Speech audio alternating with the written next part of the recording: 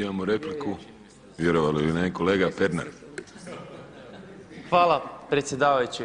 Pa znate što bi ja rekao, moja uvažena i draga kolegice Pusić?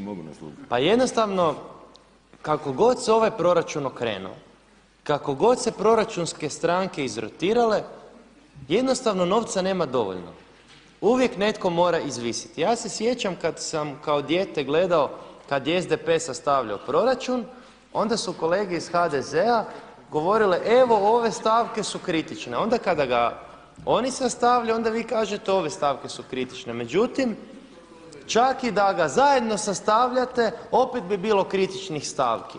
Što će reći da problem nije primarno na razini raspodjele novca, već u njegovoj općoj nestašici. Jednostavno novca je nedovoljno.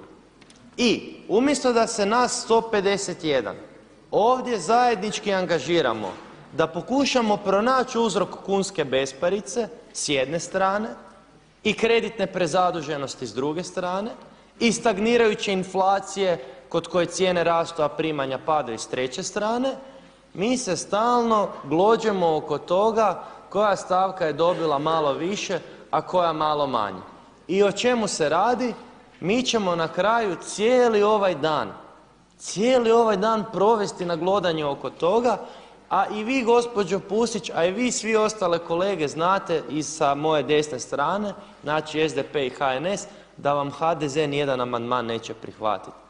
I kada vidite da je situacija takva, da jednostavno ništa se neće promijeniti, kao što ni vi ne bi uvažili njihove amandmane da ih daju, onda bi po mojem mišljenju bilo najpametnije da mi svi zajedno pokušamo istražiti koji je uzrok te besparice, odnosno nelikvidnosti u zemlji. Ali nažalost za to opet nema volje i opet se to pitanje ignorira. Hvala.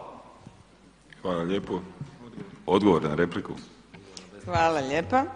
Pa može biti da je, a može biti i da nije.